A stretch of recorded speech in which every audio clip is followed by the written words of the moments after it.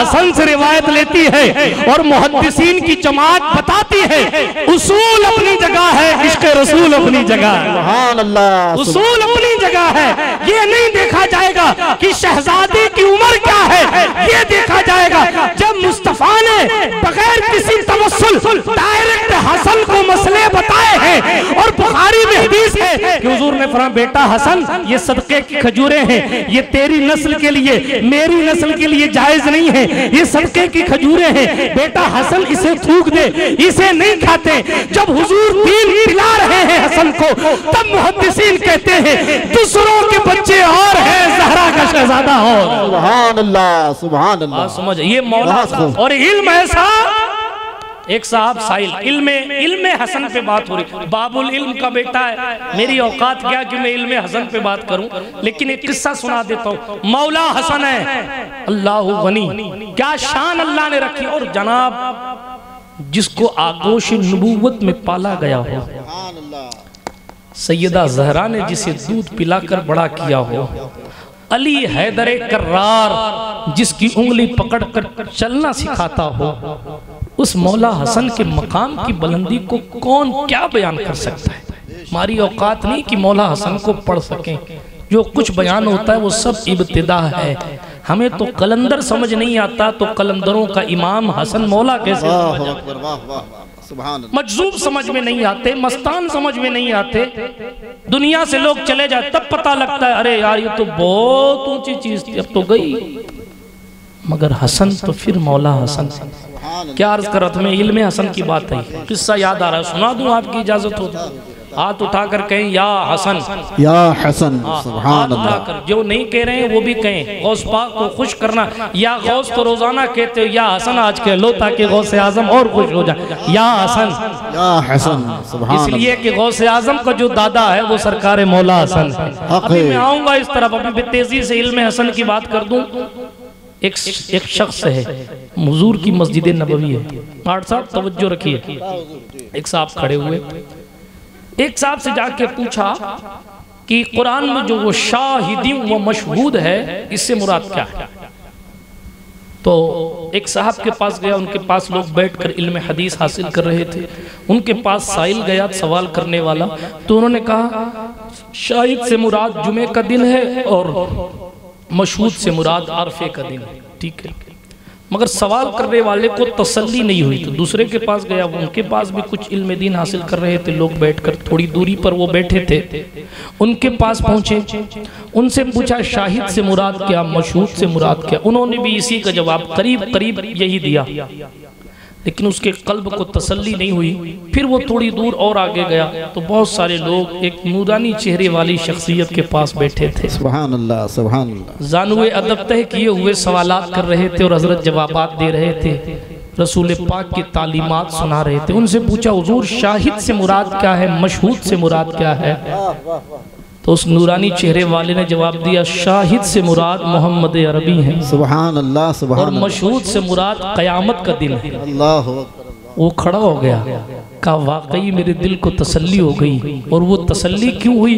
फरमाया शाहिद से मुराद क़यामत का दिन है, शाहिद से मुराद रसूल पाक की ज़ात है, मोहम्मद अरबी हैं। क्यों है? इसलिए कि अल्लाह का कुरान एक जगह कहता इन्ना अरसलना का शाहिदा, हमने आपको शाहिद बनाकर भेजा। कुरान ही कुरान की तफसीर कर रहा है कि शाहिद से मुराद मुस्तफ़ा जाने रहमत की ज़ात। उसने दलील सुनी तो खड़ा हो गया, लोगों से पूछा यार माजरा क्या है।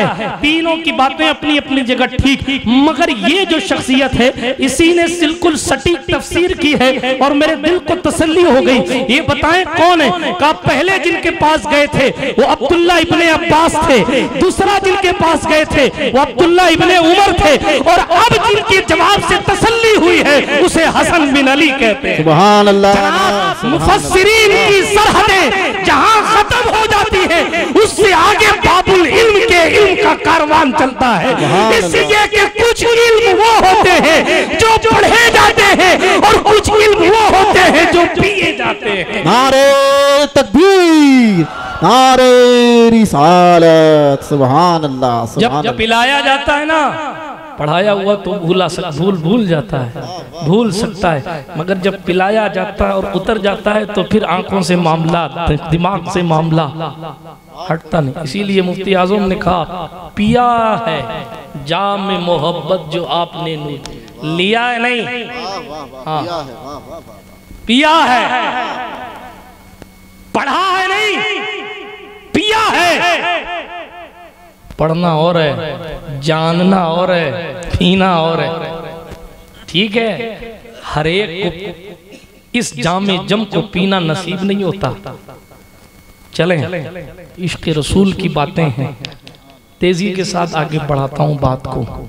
ये मौला हसन का इल्मी मकाम है, ये इल्म है मौला। और हो क्यों ना, हुजूर अलैहिस्सलाम जिसे खुद मसले बताते थे, हुजूर अलैहिस्सलाम जिसे अपने कंधे पर बिठा के घुमाते थे, सुभान अल्लाह, वो इमाम हसन की जात है। कौन इमाम हसन? जो नवासे मुस्तफ़ा है। हसन कौन है? नवासे मुस्तफ़ा इमाम हसन। आगोश ज़हरा में पड़ने वाली जात इमाम हसन है। जिसने सैयदा ज़हरा का दूध नोश फरमाया वो मौला हसन। जिसने सरकार अली हैदर कर्रार के साथ सुबह शाम गुजारे वो इमाम हसन है।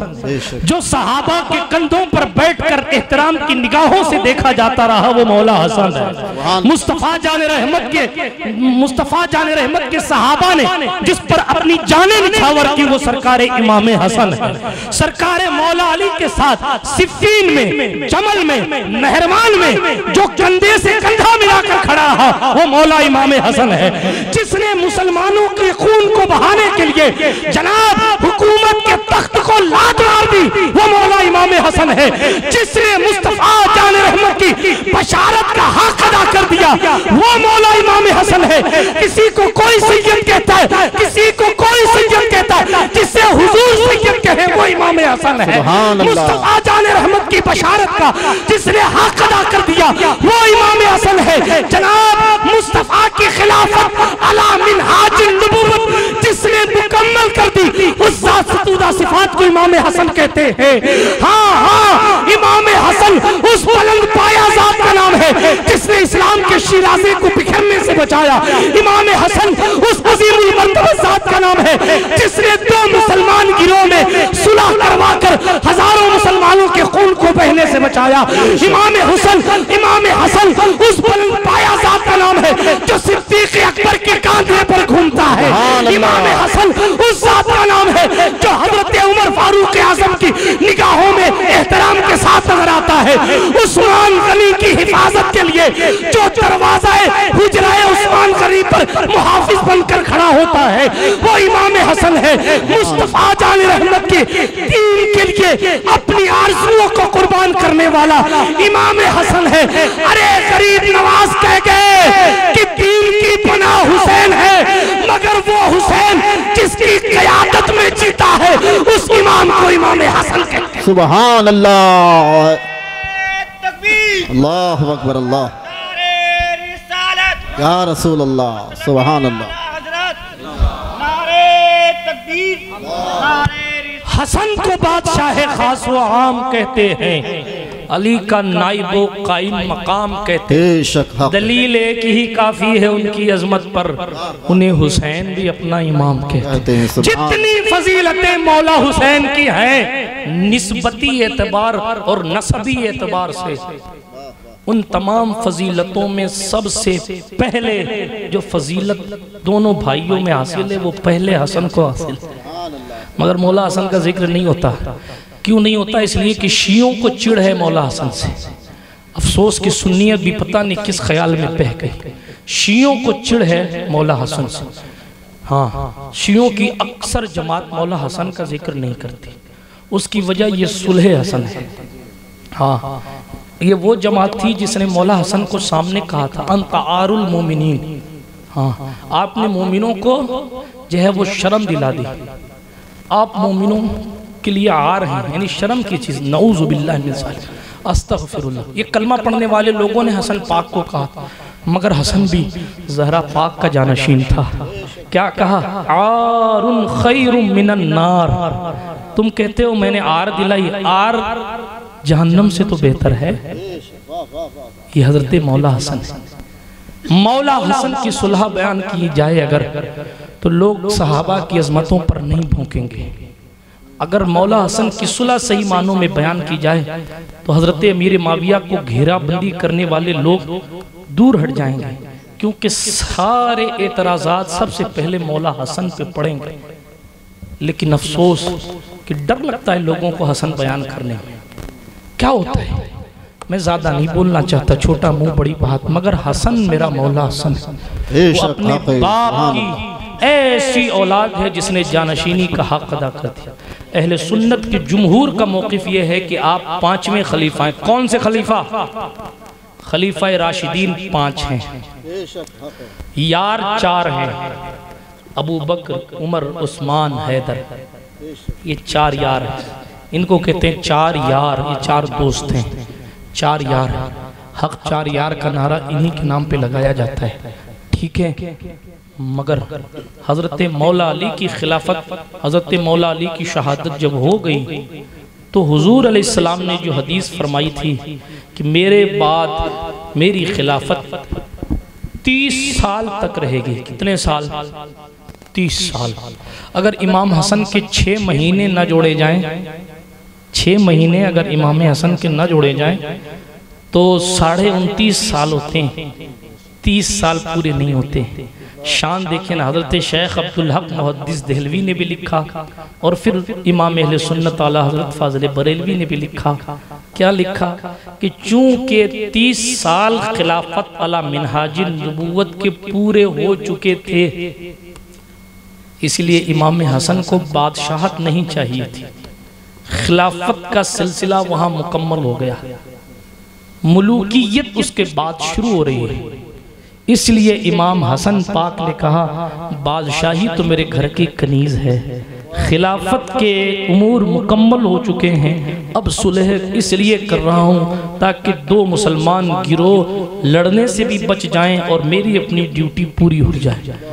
तफसील में जाने का वक्त नहीं है, इसलिए कि तारीख़ के अब्वाब में जितनी गहराई में जाएंगे उतने ज़्यादा फंसने के चांसेस हैं। ठीक, साफ लबो लहजे में सुन लीजिए, हम अहले सुन्नत हैं और डंके की चोट पे अहले सुन्नत हैं, और हमारे लिए सहाबा की अज़मतें सर आँखों पर।